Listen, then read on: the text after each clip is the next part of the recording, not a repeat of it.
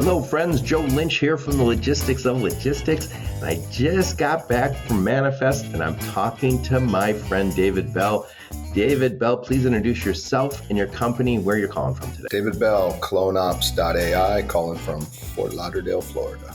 Yep. And a few days ago, you were at Manifest and I missed you. So we're doing a quick follow-up here. So it's not hard to miss someone at Manifest. It was quite crowded, easy to miss someone. And it's just, had a lot scheduled. So it's like running around and one thing's late and it makes everything else late. So it's...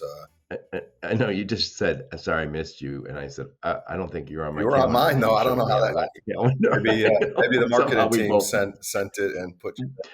We both missed. But anyway, I'm talking to you now, which is the important thing. So, David, what does CloneOps AI do?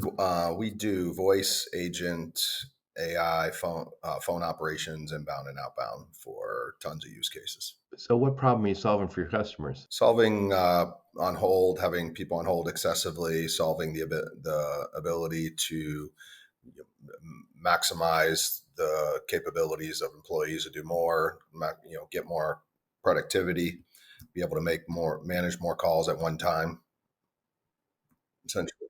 Yeah. Dave, I talked to you in more depth last week about this. We got a podcast out.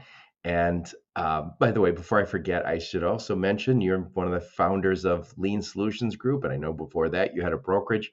So you're not brand new to this logistics space. You've been having success for a long time. But when I asked you just before we hit the record button, what impressed you about Manifest, I kind of put words in your mouth. But I felt like there was a lot of AI stuff like you guys are doing, actually with applications and actually saying, yes, this is what we're offering. And it's very discreet. Last year, and this is no criticism, it felt like we were still new at AI and people would say, yes, we're using AI to do this, or yes, we're doing it, but it felt a little distant. Now there's people with saying, do this, and there's ROI. I think AI is real now. I think that last year there's a lot of talk about it. There's a lot of RPA stuff that kind of got close to AI, but I think last year some big software companies made some real breakthroughs, and with those breakthroughs came reality that you have to use it and deploy it and be aware of it and understand it, or you're going to lose a competitive advantage. Yep. And you said RPA, robotic process automation, and your other company, Lean Solutions Group, I know does a lot of RPA. Please tell everyone what that is. Yeah, I mean, RPA is just automating tasks, routine tasks that are done over and over again. And I actually thought RPA was probably 2 years ago when RPA started becoming the hot buzz. And I actually did a website, freerpa.com, because I thought you should be giving Lean should be giving RPA away. And we ended up doing some cool stuff in RPA there, but individually, and it never really took off. People just kind of forgot about it, never really pushed it hard or asked about it. But I think AI is going to be different. I'm seeing a lot of inquiries about it and what are you doing and when's it ready and how can we use it and we want a demo. So, hopefully I think AI is going to be stickier than RPA and more serious. I think it's going to be more serious than RPA and take hold and get some legs. Dave, if I was lucky enough to start a freight brokerage with you this week, I know we'd be using CloneOps AI, but I am almost positive we would be using RPA for those thousands of emails that come to our guys' inboxes and say, I want automatic quotes, or at least let me prepare the quote, let me approve it. I'm surprised people aren't using RPA more than they are. I think it's just old habits. It's doing stuff that you do every day and taking the time to stop what you're doing, change it, and improve on it. Like it's just the logistics has been done. People do it the same way all the time, and it works. So they're not open to too much of a change. And there's. I would first of all thank God you and I are not starting a logistics company this week. I would not want to be in logistics and starting a logistics company this week or any week in the future, because there's too many smarter, more younger, energetic people out there to compete with now than when I did it, 10 years ago.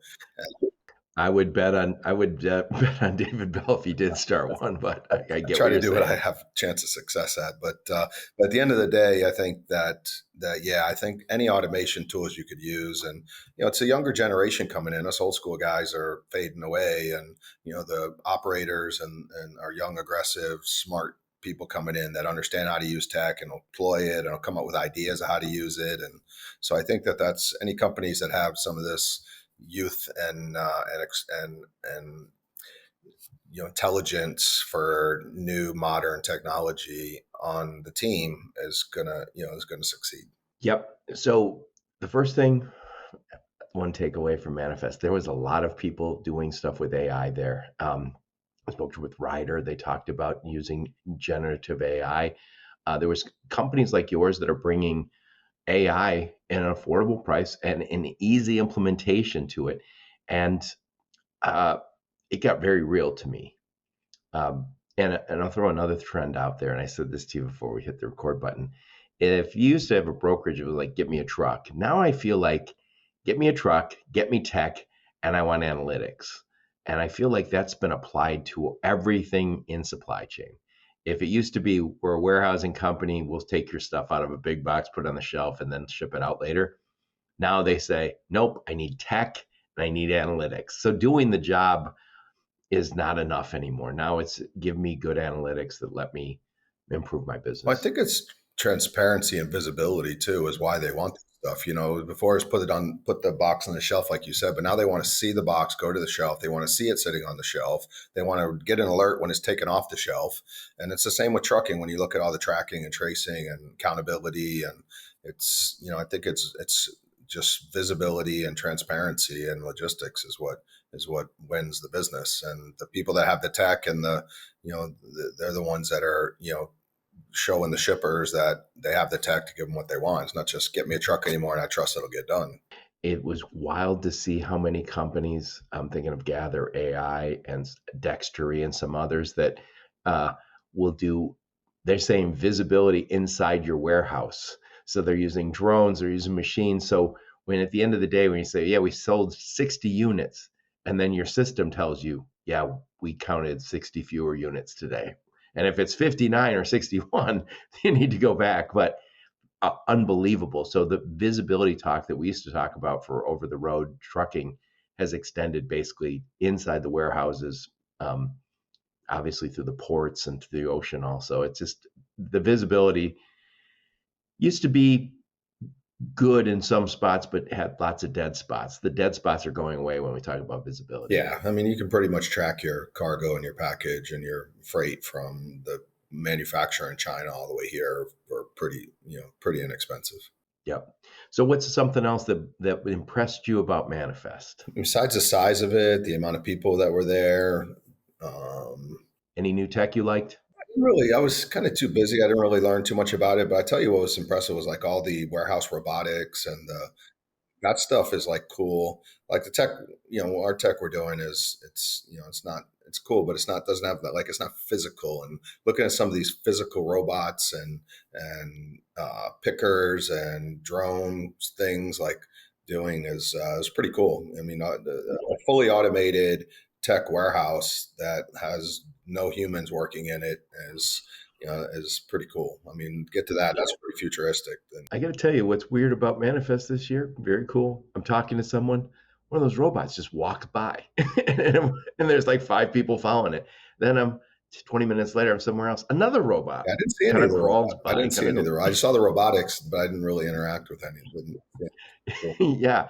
And I interviewed the guys over at Ryder, and they say the price of humanoids. That's what they call them, not just automation. Humanoids as soon as it gets to 55,000, that's the magic number where all of a sudden you say it's cheaper to have a humanoid in my warehouse than a person. And I don't think we're looking to replace people. We're looking to replace the work that humans don't want to do. Yeah, but I mean, I think still all those jobs are important. The forklift drivers. When you go to the warehouse, like all of a sudden, if you eliminate forklift driving, but I mean, it's just the evolution of people, and it's what happens. Like, in fast forward 50 years, will be something else will be replacing that. It's Dave, I saw a remote. and I've interviewed people about this on my podcast, but they had remote driving. So imagine you need a forklift driver for 2 hours a day at 3 to 5.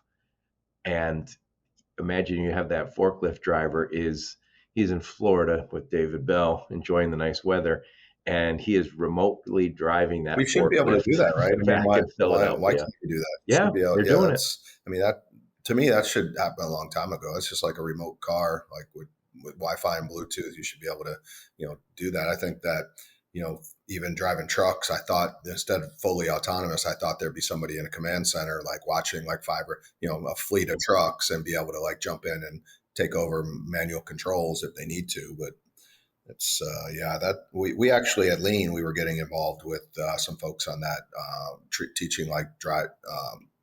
They called it drone driving, but teaching like to do the drones from Colombia in the warehouse. That's so cool. Yeah, there's lots of drones there too. Yeah, every other booth had drones flying around. It was crazy. Yeah, great event. I've heard people call it the Super Bowl of supply chain. I heard a number of people say it's like a supply chain reunion. You go there and it's this like person like, hey, how you doing? Hey, how you doing?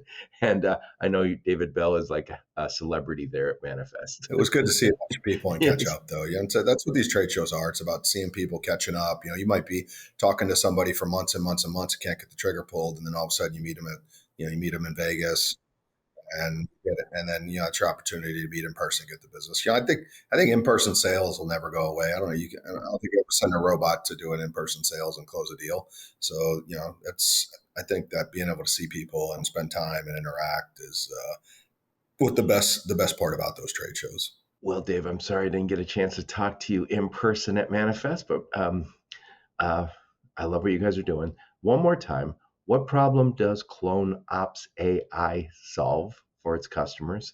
And who are your customers? It's solving the overwhelming volume of inbound and outbound calls. It's allowing you to answer those calls and increase productivity with your workforce. And customers are basically customers are anybody that have high phone volume. We're talking to everybody, but we're getting our base layer of logistics clients locked in first because that's where our wheelhouse is. But we have insurance companies, we have factor companies, we have healthcare companies, I have leasing companies, large multifamily leasing companies that do leasing for apartments. People call and inquire.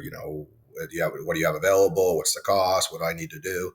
So we're basically looking at every use case where we can get in front of and get the legwork done and allow a human to finalize it, audit it, and close it out. So, Dave, give me a case study real quick. Let's just say I am a brokerage and I'm listening. I said, yes, I want to work with David Bell and the guys at Clone Ops.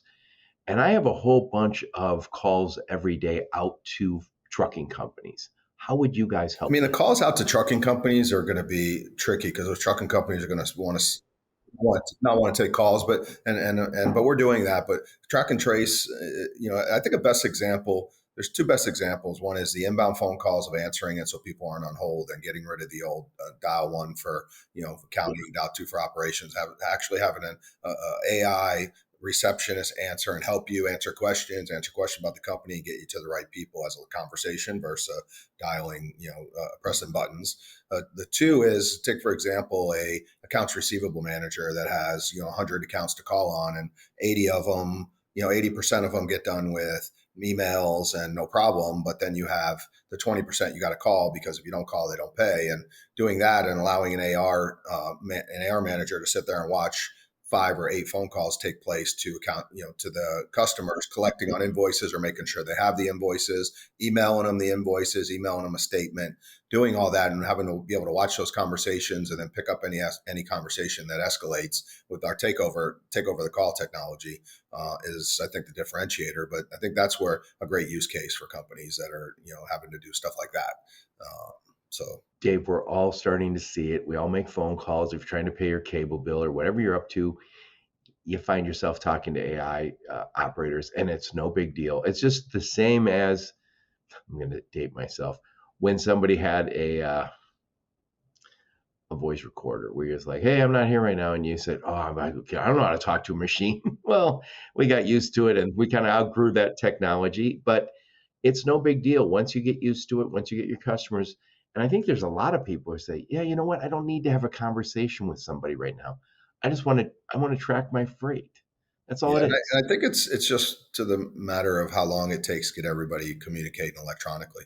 I think that Yeah. 3 to 5 years with the voice agents, your voice agent can be talking to voice agents, and you're really just back to doing everything through technology and getting it done. So that's the pathway I think it leads to. So I don't think voice AI agents are going to be in abundance and grow infinitely forever, and it's going to become the thing. I think that it's them talking to each other is what's going to end up being the thing, similar to an EDI or API, now. So that's what I. Yeah, Dave, I know you're going to iterate, and what you're selling right now will be completely different in 3 years. You have to evolve, and especially in tech, you got to evolve, and we're thinking, we're forward thinking, and what does the landscape look like 2 and 3 and 5 years from now to build a good company with good value and exciting. Yeah. Well, Dave, thank you so much for taking the time. Yep, always, anytime, Joe. Thank you. Yep. Yep. And I'll put a link to our recent interview in next to the video so people can hear my full length interview with you from last Okay, week. cool. Thanks again, man. Great Thanks so weekend. much, Dave. Bye, Rain. Bye.